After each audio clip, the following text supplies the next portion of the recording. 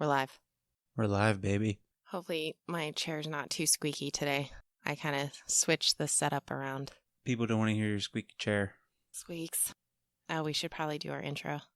Welcome to Apartment 309 Podcast, the one-sided storytelling podcast where I dive into true crime or the paranormal and tell it to my captive audience boyfriend while he reacts occasionally. Basically just recording part of our normal day. I'm Lauren. And I'm Eric. And we live in Apartment 309.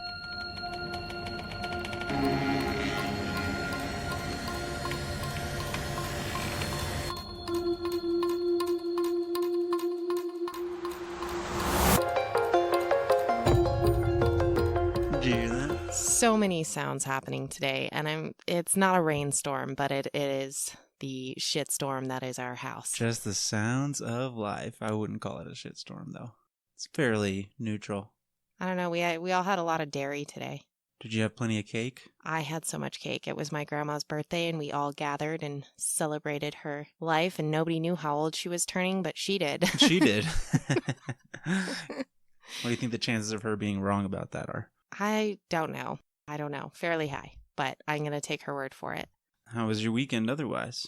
Weekend was great. We had our market, and it went really well. Brought the kiddo to it, and he made a couple of sales, so I paid him commission and for his time. Yeah, market was a good time. Yeah. He's learning the value of a buck. He is, and you made us uniforms, so that was pretty cool. We made us uniforms. We made us uniforms. So those are pretty cool, yeah. It was fun. How was your weekend? Nice and not super busy, which I like. Cool. Yeah, rare. And I like hanging out with your grandma Yeah. and your family because they got interesting stories. And they're hilarious. I want to hear more about your grandma's stories. She's got a lot of travels under her belt. She does. She's actually a published author. You can go read some of her books. Although they are fiction. Romance? No. They're fiction about her travels in the Middle East and Europe and Africa. Oh. Yeah.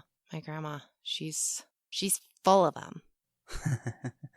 She's full of it. Full of it. And we got to meet her bird, and her bird hates everyone. I mean, it's a bird. What do you expect? Well, birds usually, I mean, I don't know. I think pets take after their owners a little bit. It's been so long since I've seen a bird in a cage. Right? Do you know, I think it's a cockatiel that she has. Yeah. Some kind of cock. She's in a cage. No, but the bird, oh shoot, I can't remember the bird's name. Doesn't matter. She was like looking at all of us, giving us the bombastic side eye. And then if you went anywhere near her cage, she would just... Little beak and the tongue in there. She was funny. Yeah. Arabella, that's her name. Arabella or just Arabelle? Well, It was one or the other. yeah, it depends on who you're talking to. Right. Anyway, it was fun. It was fun. It was fun. And they're going up to Nova Scotia on vacation here, they being my aunt and uncle and grandma. And they gave us a couple of things to look up for episodes. Yeah, we got to do some Nova Scotia themed episodes. Nova Scotia. Yeah, we did UFOs discuss a and lot of stuff. juicy potential content. Yep. I actually heard a new word this week. Agathocacological, which is both good and evil. Are we going to start doing words of the week? We could start doing words of the week. That would be fun. We could. A. We could start with A. No, not alphabetical order, whatever. This is your time to shine. Agathocacological. What's the definition? Composed of both good and evil. Oh. The dichotomy of good and evil. Agathocacological. Agathocacological. Agathocaca. Got it. It's a agathos, which is good, and kakos, which is evil. Logical. Agathocacological. It's like that tres leches cake, because it's delicious, but it's horrible for you. How would you apply that? That cake is agathocacological? Agathocacologic. Cake. Glish. But that's annoying people that like describe those types of things with big words in a casual setting. Yeah. Like, They just throw it I in. love cake, but it's so bad for you. Like, yeah, it's agathocacological. And then they look at you like you're an idiot for not knowing what that word is. Right. And then they describe it to you like you should have known. Like you could have used 8 different words to describe that, and you chose that one. AFI, the band, A Fire Inside, they always throw some like big, weird Agatha-cacological word into their songs. Do they? Yeah. Oh. Yeah, if you look at their lyrics, in like every song, they have like one big word. Which actually I appreciate, because most songs these days on radio and stuff are at a 3rd grade reading level. Literally. Yeah, they just repeat the same 5 words. Yeah, it's pathetic. It's bad. Here at Apartment 309, we use the big words. We are an intellectual community. We are a balanced community. No dummies around here. Right. My son was just complaining about people using big words that he doesn't understand. Well, hand him a dictionary. He can do like how I did when I would just read the dictionary. And a lot of people do that, but I think people should do that more now than ever. I'm sorry, you just sat there and read the dictionary? Yeah. Woof. Yeah, you just read the dictionary. You don't have to read it like a novel, you know. This guy looked at me like I was an idiot. No, Yeah, not at all. Everybody does that. Yeah, a lot of people do that, and I think it's or at least have done that in the past. I think that's a great thing. You don't have to read it like I said, from back to front, which nobody would unless you're like in a different country that they do that. From front to back. You wouldn't need to read it from front to back. I'm just saying, like, open it and read a little bit every day, like a page. That depends on the size of the dictionary. They've got little pocket dictionaries. Yeah, even those, the great. Big boys. Have a pocket dictionary. Learn words. That's my mission. Those little word of advice. That's a word of advice. Eric's ways to live your life. That's it. All right. All right, what do you got for us today? What I've got for you today is gross. It's just gross. You were telling me that. I was telling you that. It is a little bit true crime, mostly just gross. It is about a man, a Frenchman named Tarrare. That is gross. No. This is back in 1772. Tarrare was born near Lyon, France. Although there's no official record of his birth, I guess it's not really known what exact date he was born on, or even what his actual name was. So like I said, there's no official record. They just know he was born in the countryside out by Lyon, France. Hopefully around 1772. It's all estimated. Allegedly. So it's thought that Tarrare is actually a nickname that he picked up in his life in his early years. Tarrare is known as the hungriest man in the world. As a child, he was growing up in the countryside. He consumed just extreme amounts of food, and he developed a special liking for meat. By the time he was a teenager, he could actually knock back an entire quarter of a bullock, which is a young male bull, in a single day. He was a teenager. What? Yeah. His parents, they couldn't afford to feed him anymore. So I don't feel so bad for myself anymore with a teenage boy. He's not eating a quarter of a bull. They kicked him out.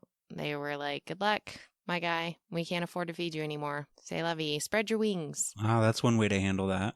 Congratulations, you're an adult now. Get out. You eat too much. Go. Leave. Just That's leave. crazy. So this brings up some other factors besides his incredible appetite, and it kind of makes you feel bad for his parents because he didn't just eat a load of food at the dinner table. He would eat food from the trash. He would eat food from the gutter. He would eat things that aren't food but kind of had food-like qualities, and we'll get into that later. He also smelled, and he wasn't like teenage boy smell. He smelled so awful that some people in his life said it was intolerable to be within a 20-foot radius of him. So, like, this man smelled, and the smell would actually get worse after he ate, and he was eating constantly. Interesting. He was hot to the touch. He would sweat profusely, and those unlucky souls near enough to him would actually get sick from the smell. He'd go out and eat. He'd get the meat sweats. The meat sweats, that's right. He'd get the meat sweats, and he would just stink. It was the grossest of gross. So I feel like it's probably downtown Denver, but in like one person. Yeah, I run into those people all the time. And one of the weird things with that is when he would eat a normal serving throughout the day, he actually became really lethargic and weak, at point just becoming bedridden, and he was unable to care for himself. He had to continuously eat just massive amounts of food. He maintained a very small frame. In his older years, he weighed only about 100 pounds, and it says he was considered to be of average height. So I looked up average height for men in 1770s France, and that came up between 5'6" and 5'8". So he's 5'6", 5'8", and 100 pounds, which is underweight. Skin and bones, yeah. Yeah, skin and bones, and this man is eating a quarter bowl in a day. Allegedly. Allegedly. He had an unusually large mouth, and when he opened it, from his lip to lip, fully opened, ready to shovel food in there, is about 4 inches. Yeah, there you go. Try to open your mouth. That's what, maybe 2? About 2 inches. Yeah. And I have a wide mouth. You do. You've got a big mouth. Can you fit your whole fist in there? Very close. I bet you could fit mine. I love you're trying to shove my fist in Oh my mouth. God, could you imagine if I shoved my fist in your mouth and it got stuck and then we had to go to the emergency room? That's the thing. It would get stuck, yeah. I'd be like, what happened here? But you just you just let go of the fist. What if I couldn't though? Like what if it was all jammed up in there? That would be unfortunate. Yeah. That's awful. Okay, so this man had an unusually large mouth that could open 4 inches wide. He had thin, almost imperceivable lips, just little baby lips, and then heavily stained teeth. His skin would hang loose in odd places, like his cheeks and on his torso, and they would stretch out really far. It would allow his distended stomach room. So when his stomach wasn't full, the skin just hung loose, and it did on his cheeks as well. And he could actually shove multiple items, like a handful of apples, into his mouth and just jam it up like a hamster. What the heck? In the sides of his cheeks, and they would fill up. Isn't that weird? That is very weird. Yeah, just saggy skin.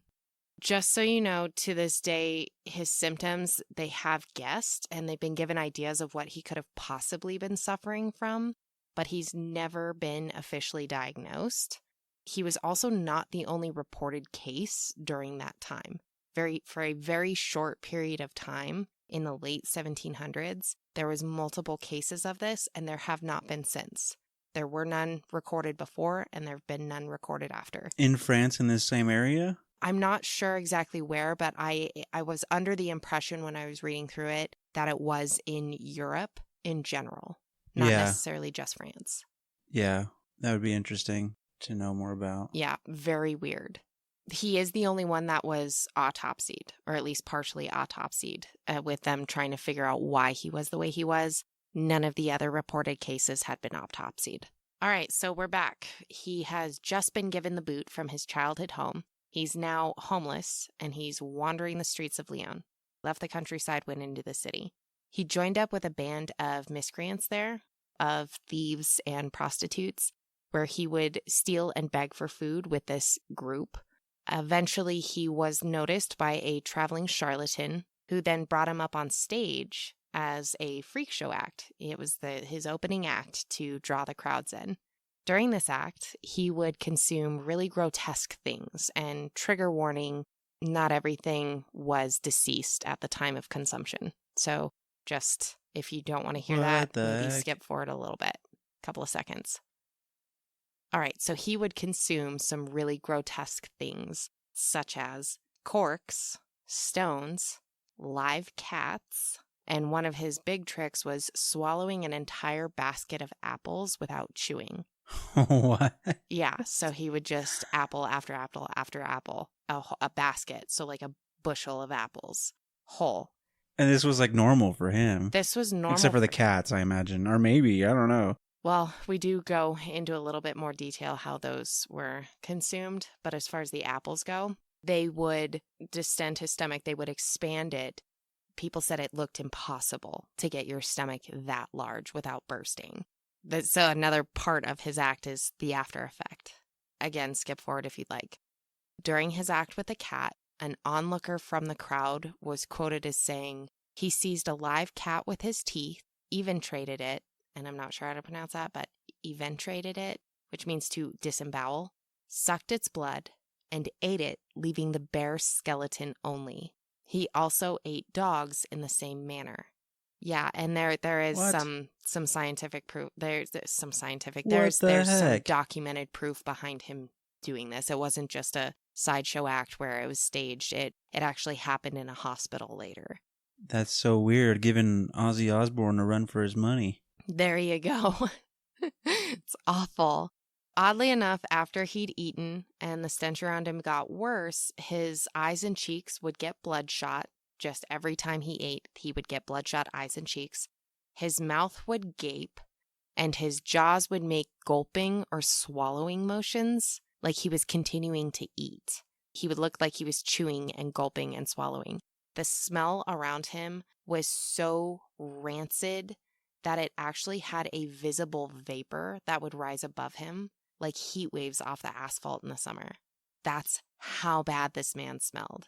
Come on down to see the stretchy, hungry, stinky man. Yeah. That's so weird. What a superpower. Yeah. He's gross. Oh. Swallow a whole man. Right? Just unhinge his jaw. Oh, That's what it sounds like. yeah. Ugh. Around 1788, this was all before he was 16 after he got kicked out of his home. Now he's 16. He moves to Paris to become a street performer. He had the same act there, except for one time he ate something that caused a clog in his system, so he plugged up like his bowels. He was sent to the hospital for care because he was in a bad way.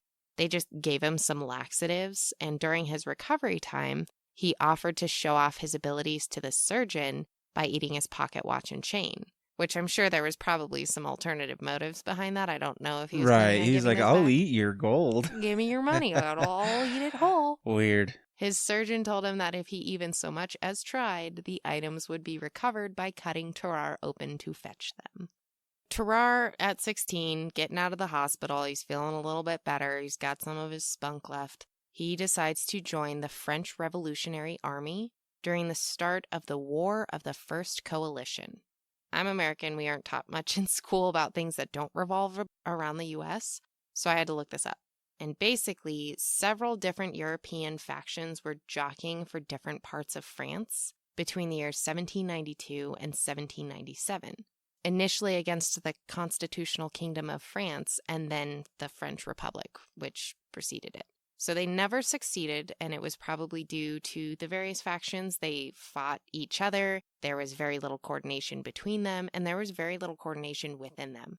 It was just kind of wildman's land, is what I understood from what I read. Okay. Allegedly. So I didn't look further into that to figure out which area Tarrare's team was fighting for. I have no idea which side he was on, who won what. I just know that when he was put into the bunks, his bunkmates all had issues with his after-dinner musk.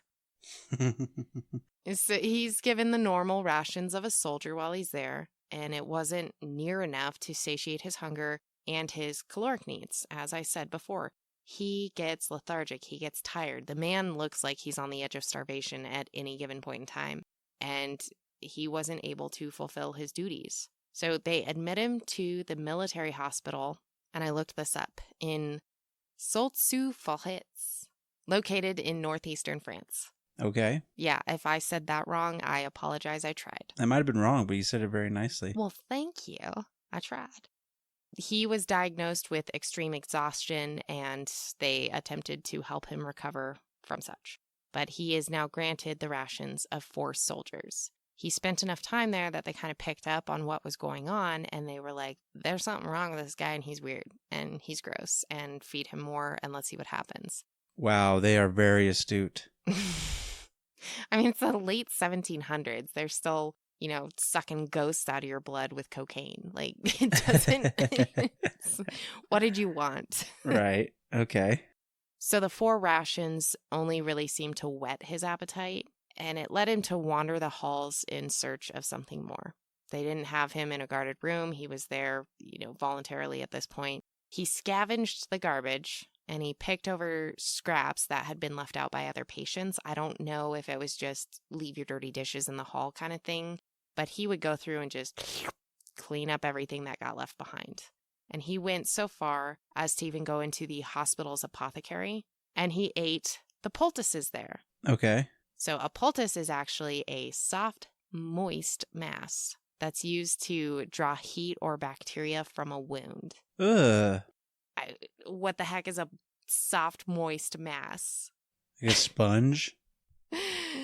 Ew. So it's usually a wet wad of plant material, or they sometimes used flour. Like in Lord of the Rings, when Aragorn chews on the weed and then he sticks it into Frodo's shoulder after he gets stabbed like an idiot on their way to Rivendell. Right. And then Aragorn makes a spit wad and just jams it into the open wound. You remember that? Yes. Soft, moist mass. Anyway, nowadays, if you go look it up, you're probably going to pull back poultice mixes that are used on horses. Okay, yeah. Tarrare's just over here eating them. And we have no idea if it's the ones that were in the garbage or ones that were on the shelf waiting to be used. The used ones? Ugh. They just pull bacteria out of wounds. What an unreasonably hungry man. Nobody could understand why he had the appetite he did, why his body was so underweight, or if there was something wrong with him mentally. Fortunately for him, it's pre-lobotomy, so they just kind of observed him, questioned him, talked to him, got to know him, and it was a general consensus above the people, among the people that were around him, that he was of sound mind, and he's generally just kind of an easygoing guy. He's just really gross and weird. Right. They decided to test how much he could eat. They were doing experiments on him, and they wanted to see, okay, what's his limit? So they led him to where the cooks had prepared a meal for 15 laborers that were working near the hospital. And instead of restraining him in front of the food, which is what they would normally do, they allowed him to just go ham. Just eat as much as you want, my guy. And he just zeroed in on this table. He polished off 2 large meat pies meant for 15 people, multiple plates of a grease and salt mixture. Okay. 4 gallons of milk. 4 gallons of milk in one sitting. That's insane. Yeah. And I don't know what the grease and salt mixture is, but whatever. He fell asleep right after he was done. Just passed out. The doctors are looking at him, and they noted in the experiment that his belly had been fully distended and inflated like a large balloon. Just grotesque. So they noted of all the obscene things and the amounts that he consumed, he did not excessively vomit, and he had chronic diarrhea. Just went right through him. Wow. I can imagine. That's not the most surprising part. No, it's not, especially depending on what stage those poultices were in their life. Oh, yeah, diarrhea. No kidding. Diarrhea, you say? Like, what? What's that Pepto song? Upset stomach, diarrhea. Yeah. Whatever it is. Diarrhea is also a really hard word to spell, just in case you were wondering. Is it? Yeah, spell diarrhea. Diarrhea. You added an extra letter in there, but I did get a warning at the beginning of this that you used to sit and read the dictionary, so that one's on me. I thought it was really hard to spell. The doctors had upped their game at this point and had heard the rumors. They offered him another live cat. They observed him tearing the cat apart from its middle, eviscerating it, drinking its blood, and consuming it in its entirety, leaving only the bones. He then vomited the skin and fur like a disgusting human owl pellet. Ew. They moved on to other animals, including snakes, which he developed a liking for, lizards, and, unfortunately, puppies. They even gave him a live eel, which he swallowed whole after crushing its head with his teeth. I wanted to know, did they starve him up to that point, or was it just lunchtime and he was like, game? Yeah, I mean, it sounds like he was more than willing to do all of this stuff. But is it, if he was always eating this much, sounds like he was always starving, which leads me to believe that he had some kind of imbalance with, parts of your brain that tell you when you're done eating. That's a thing now where there's plenty of people that have that imbalance that have to regulate their own, eating schedules and stuff, because as far as them being hungry, they can do that all the time. That they mess with these parts of your brain for like dietary things, I don't know, programs, I guess, or where like you literally take medication to control your appetite. Yes, and the symptom or the syndrome that you're talking about, it's called Prader-Willi syndrome. I believe that's how it's pronounced. It's actually a genetic disorder. Shows up when you're about 2, and it's the constant feeling of hunger. You will literally eat anything because you constantly feel hungry. Right. They did try to diagnose him with that, but there's certain things that matched him for that diagnosis and certain things that clearly didn't. And that happens quite a bit. They thought maybe there was some brain damage, maybe there was genetic disorders, maybe something had happened, something developed wrong. They didn't do a full autopsy on his brain, nor did they keep it or preserve it, so it can't be studied now, so it can't be officially diagnosed. There's also related to the thyroid. Yes, and the thyroid would more closely match, because with Prader-Willi, it's something where you do gain weight. You just can't stop eating. And he didn't gain weight. So with the thyroid, you can't gain weight. Yeah, it sounds more like a metabolism thing. You either can't lose weight or you can't gain weight. And so nothing really fully matches what he was dealing with. Unless you combine a whole bunch of them. And I don't know. I think it's really extreme with the animals, especially with mammals, eating them whole. Right, which leads... It's like eating a kiwi with the peel on. Yeah, why I was leaning towards the chemical imbalance of being hungry all the time, because that's more than just obviously a metabolism issue if you're willing to eat live cats and live, eels and stuff like that, which obviously, I mean, they do things that are slightly similar to that in certain countries still, where they eat, delicacies and stuff like live animals and stuff. But just a straight up live cat, I mean, I don't think anyone's doing that as a delicacy. No. That's extreme hunger. Yeah. That's like willing to do ridiculous things just to get something in your stomach. I know there's places that still eat dogs, but even there it's becoming taboo or forbidden. I don't know anywhere that eats cats. Snakes and lizards, that's not unheard of. Eels, not unheard of. Cats? Right. That's weird. If you know somewhere that eats cats, let us know. Write in. Yeah, cats are generally thin unless you're talking about a big fat cat, which is not common. Apartment309podcast@gmail.com. Let us know if you know where they eat cats. Tell us about the cats. Do you eat cats? Don't eat cats. Don't eat cats, but do you? Tell us about it. Don't tell us. I don't want to know. We want to hear from you. Ignorance is bliss. This man over here. Okay.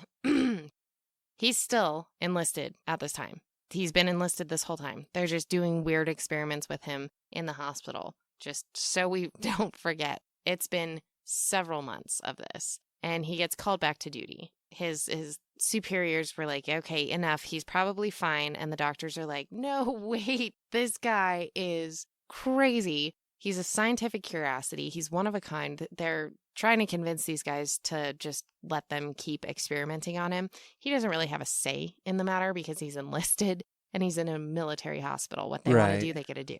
The doctors convince his superiors to try at least one more experiment on him. And what they're going to try to do is they're going to try to pass notes through enemy territory inside of him. They're like, this dude can eat anything. Check this out. So instead of a message in a bottle, they're going to try to write a secret note, place it in a small wooden box, have him swallow it, and then poop it out once he gets to his destination.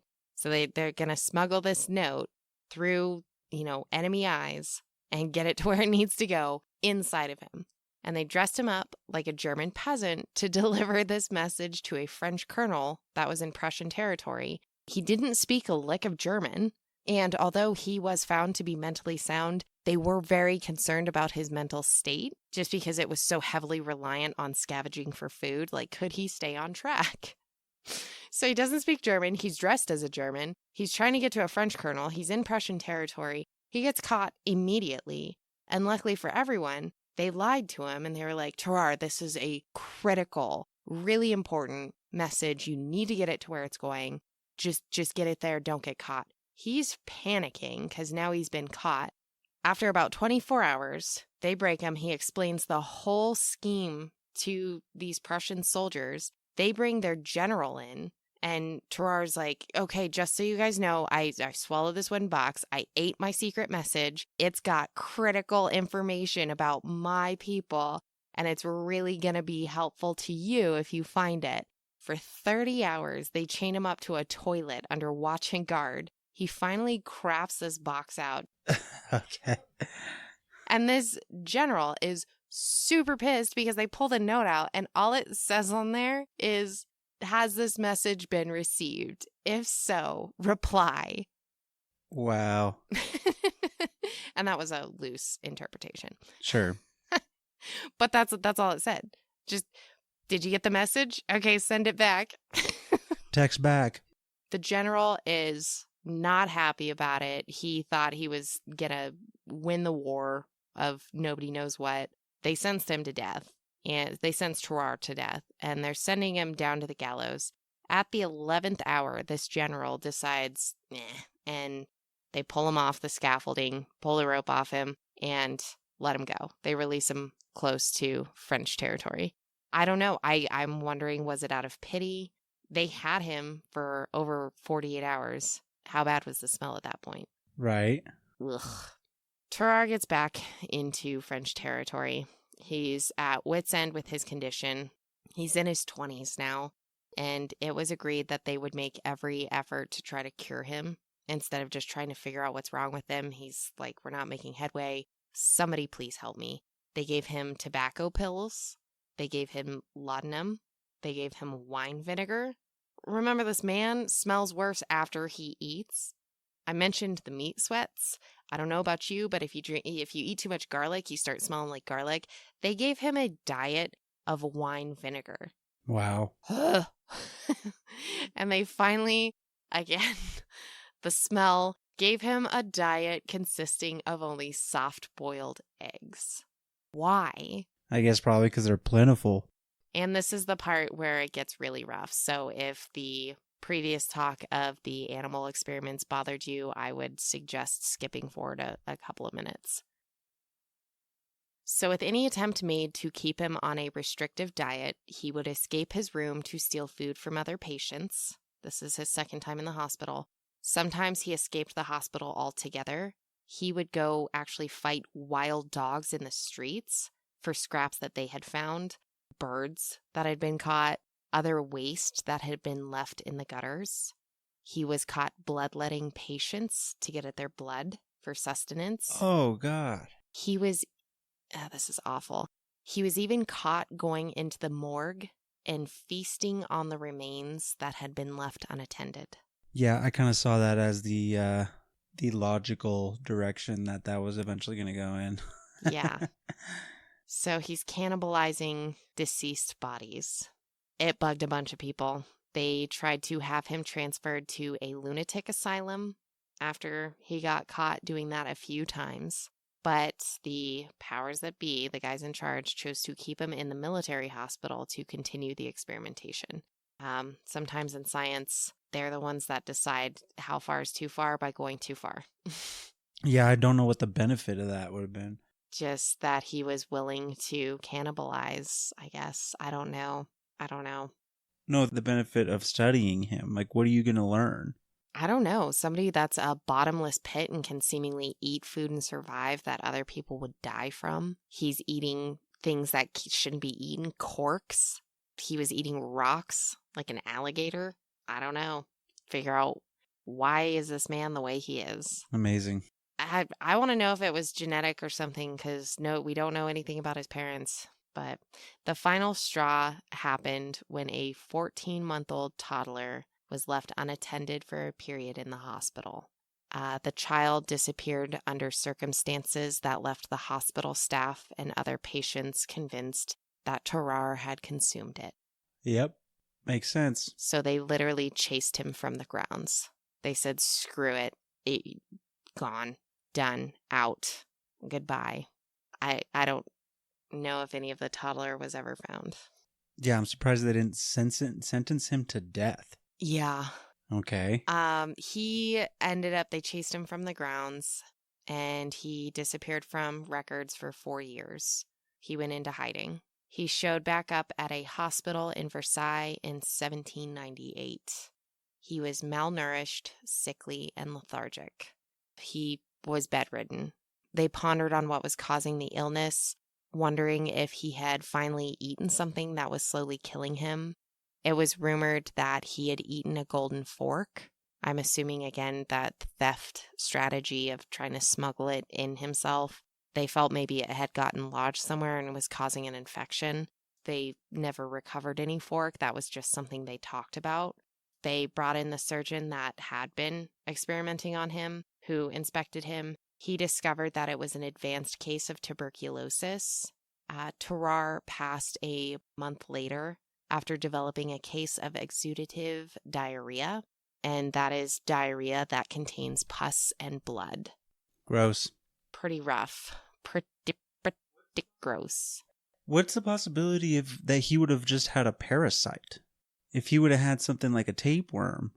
Tapeworms present themselves in other ways as well. And part of the danger of tapeworms, you swallow one tapeworm and you swallow it in an effort to try to lose weight by having the worm eat the food that you're eating.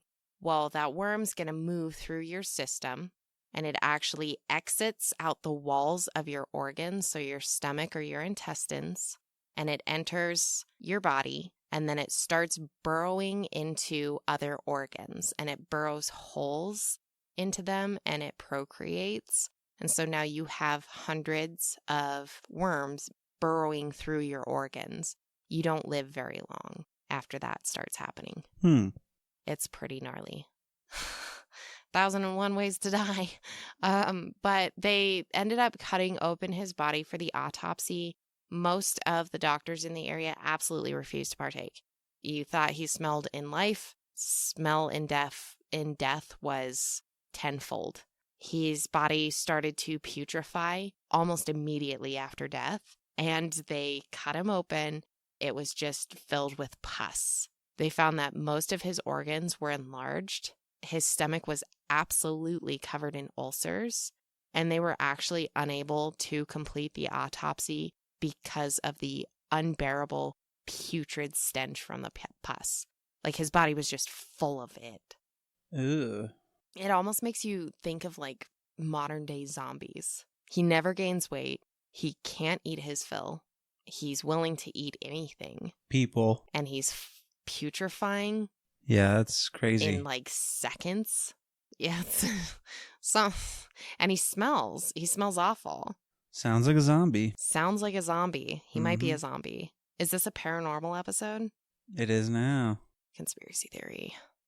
They gave up, and to this day, they have no official diagnosis. They didn't know enough about the brain to look into different syndromes or whatnot. They didn't find any worms, I'll tell you that much. But Tarrare is just forever known as the hungriest man in the world, and to me, he's the gross, smelly kid who ate cats and babies. Yeah, it sounds like he had some kind of parasite. I mean, I don't know. Was he a parasite? Apparently. Maybe it X-filed its way out of him as soon as he died. Maybe he was dead and the parasite was keeping him alive, and the parasite left as soon as he died.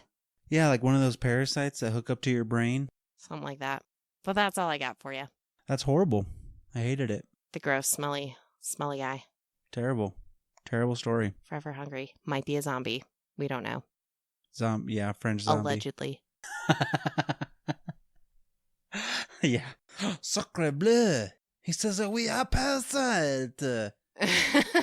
Where are the stink? That's all I got for you. Now I need to go make dinner. That was horrible. That was awful. Yeah. That Thanks for that. Gross. Sorry, Tarrare. But I can understand why his parents probably kicked him out. He was probably like going around. You don't even have a dog and he's just eating your shoes. Yeah, he's eating all your cows. If he's eating like, how much did you say? A quarter of a cow a day? Quarter of a bullock. So a small male. So he was bull. eating a bullock every 4 days. Bullock. Yeah, he's eating all of the food for the family. Yeah. for like a year in one day. Horrible. Ugh. Anyway. No, I'm disturbed. Disturbed. I wonder if he ate like leather shoes. You just wake up That's and like the most tame thing you could have thought of. Like, I wonder if he ate leather shoes. Like, he ate everything else. If he didn't eat leather shoes, I'm shocked. You see, honey, there's something in the field. It's bugging the cows. And you go over and he just peeks his head out from the other side of a cow, just covered in blood. Ooh, vampires. He was, zombies fits better. Zombie. He's just chewing on the side of a cow. Right. Tarrare's in the field again. I mean, he could have been a vampire. You know, they say that like vampires, what is that in Bram Stoker's? Bram Stoker. Bram Stoker. Yeah, like, you know, the vampires have to feed on rats and stuff, and it makes them sick, but they have to do it to survive. That's kind of like him. Like, I wonder if after he ate that kid, then he was like, man, I feel great. He was drinking blood. He was bloodletting patients to drink their blood. That's so crazy. And he would drink the blood of animals before he'd eat the animal. Yeah, you gotta be starving. Like, dude, I gotta get something now. I've only ever seen that with Bear Grylls when he kills a snake and he drains it and he's just like, we'll save this bit for later. And then he pees in it and he's like, we'll hold this for later. See, Bear, just slow down, man. You're going to hurt yourself running and you can't drink your pee later. You got to drink it now or never. It's now or never, my friend. Crazy. Bacteria. Okay. Well, I like to think that he's a zombie. He's the French smelly zombie. And that's that. Old stretch. Thank you so much for joining us tonight in Apartment 309. Please feel free to send us your story if you eat cats or if you have any experiences with the paranormal, true crime, alien encounters, or anything of the like. We would love to hear it. Our email is apartment309podcast@gmail.com. You can follow us on Instagram. What else? We have a P.O. box, but I don't know the address. I got nothing left after that story. If I figure out the P.O. box, I'll let you guys know. Don't forget to rate and review, follow us.